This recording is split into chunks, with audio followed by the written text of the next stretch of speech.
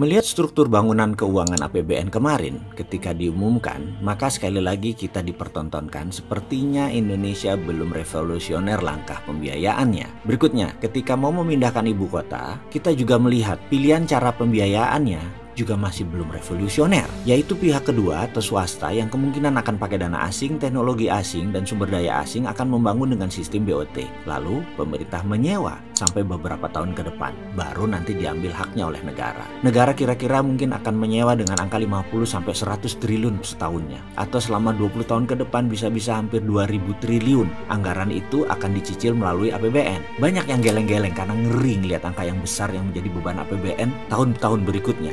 Tapi nggak apa-apa juga sih, itu udah jadi putusan. Jadi kedepannya gimana? Kedepannya kita harus mengingatkan bahwa ada solusi lain yang tanpa menggunakan strategi yang memberatkan APBN. Kenapa? Toh kalau mentok kasihan anak cucu kita, yang nanggung beban hutang tadi anak cucu kita. Kita cuma gaya doang aja kayak membangun. Ujung-ujungnya yang nanggung beban anak cucu kita. Tapi tenang, kita tetap bantu. Kita bantunya bagaimana? Walaupun sudah berkali-kali diungkapkan dengan berbagai cara, tetap aja solusi kita bukan menjadi solusi pilihan. Tapi nggak apa, namanya juga cinta tanah air. Tetap kita memberikan solusi. Kita lihat sejarah sebentar. Di tahun 1964, mata dunia terbelalak sewaktu Tokyo menyelenggarakan Olimpiade. Bisa dikatakan semua sarana modern terbaik di zaman yang ada di Tokyo, ada di Jepang untuk Olimpiade tersebut. Apa yang membuat banyak negara dan banyak orang terkejut? Karena Jepang itu rata tanah, kalah Perang Dunia Kedua. Tapi kurang dari 20 tahun mendadak menjadi kekuatan terbesar Asia. Sekali lagi, apa yang Jepang lakukan? Mengapa kurang dari 20 tahun Jepang bisa menjadi negara nomor 1 lagi di Asia? Padahal rata tanah tahun 45. Kita intermezzo sebentar. Di video sebelum ini kita menceritakan bahwa di tahun 1918, Jerman juga rata tanah, kalah Perang Dunia Pertama. Tapi tahun 1936, Jerman menjadi negara superpower. Kita sudah tahu informasi tersebut. Tapi tetap kan nggak berani menjalankan pakai cara Jerman. Bener kan? Wahai para pejabat negara, sekarang kita tiru cara Cina. Bukan import barang Cina ya, tiru cara Cina. Tahun 1989, Cina mulai memakai strategi New Economic Model. Dan ketika tahun 2008, Olimpiade Beijing, dunia terbelalak. Karena dalam 20 tahun, Cina mendadak menjadi negara superpower. Sekarang kita balik ke cerita Jepang.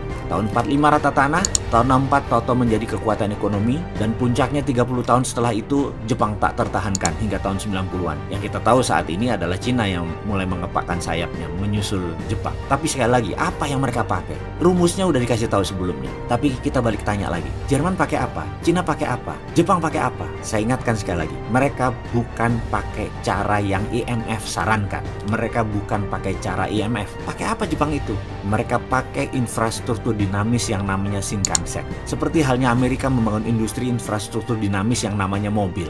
Sejak awal abad ke-20, di sekitar tahun 1910-an di masa keemasannya mobil baru diciptakan, yaitu zamannya Ford dan General Motor memenuhi jalanan. Jalanan saat itu masih terbuat tanah dan kerikil. Infrastruktur dinamis Amerika namanya mobil. Bahkan lampu lalu lintas, marka jalan itu belum tercipta. Kemudian di tahun 1950, setelah Perang Dunia Kedua, out of thin air, Amerika mencetak 100 billion dolar di bawah FDR, Franklin Delano Roosevelt, untuk membangun infrastruktur statis yang namanya highway dan rel kereta api untuk membangkitkan ekonomi, karena sudah ada infrastruktur dinamisnya. Jadi membangun itu adalah infrastruktur dinamis dulu, baru infrastruktur statis atau berbarengan. Kembali ke Jepang. Yang Jepang lakukan setelah Perang Dunia Kedua adalah membangun jaringan rel kereta api di seluruh Jepang berbarengan dengan industri kereta api. Kita semua tahu berapa panjang rel kereta api di Jepang itu. Panjangnya adalah 2 kali panjang rel kereta api di seluruh Amerika, atau panjangnya rel kereta api Jepang adalah 10 kali panjangnya rel kereta api di seluruh Prancis. Semua infrastruktur dinamis dan statis Jepang tadi 100%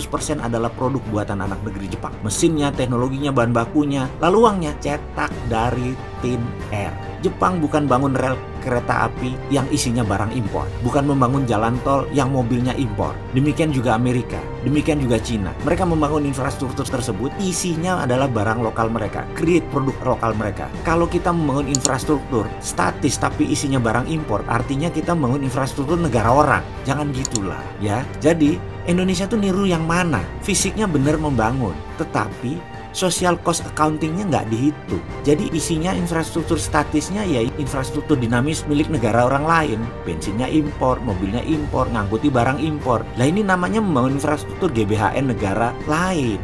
Ya nggak gitulah, kita kembali ke laptop. Ke depan, untuk Indonesia, ada baiknya gunakan apa yang Jepang pakai, Cina pakai, Jerman pakai, Amerika pakai. Print money based on infrastruktur dinamis, dan proyek tersebut harus 12 lapis.